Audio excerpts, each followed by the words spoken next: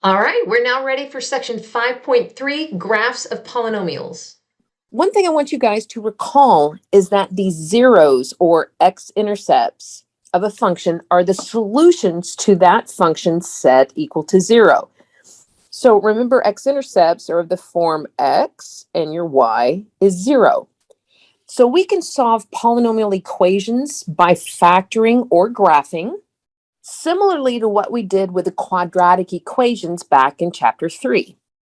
So let's take a look at example 1, just as a refresher. We have a polynomial set equal to 0. That polynomial has a GCF of 4. So if we factor out the 4, we're left with an x cubed plus 2x squared minus 9x minus 18, and that is still set equal to 0.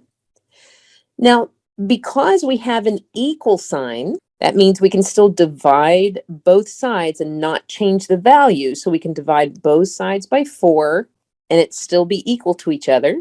Now we're left with a polynomial on the left-hand side with 4 terms. So we're going to see if we can factor by grouping. So we're going to split those 4 terms into 2 and 2. The left 2 has a GCF of x squared, leaving us with an x plus 2. The right 2 has a GCF of negative 9, leaving us with an x plus 2. That's still equal to 0. So when we factor out the x plus 2 in common, we're left with an x plus 2 times x squared minus 9 equals 0.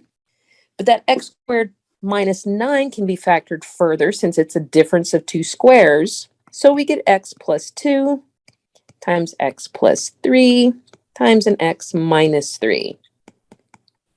So when we set each of those factors equal to 0, when x plus 2 equals 0, we get x equals negative 2 as one of our solutions. X plus 3 equals 0 gives us x equals a negative 3 as our second solution. And then x minus 3 equals 0 gives us x equals positive 3 as our third solution. Those are also 3 x-intercepts on that graph. In example 2, we have 3x to the 4th minus 24x squared equals 0. On the left-hand side, we have a GCF of 3x squared, leaving us with an x squared minus 8 equals 0. So either 3x squared equals 0 or x squared minus 8 equals 0.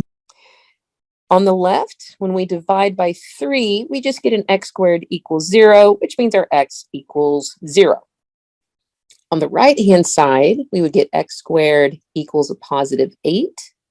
And when we take the square root of both sides, we need to consider both the positive and negative square root of 8.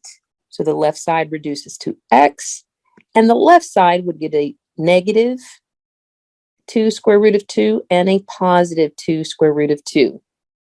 So remember, for that 8, square root of 8, we can write it as the square root of 4 times the square root of 2, which is 2 rad 2.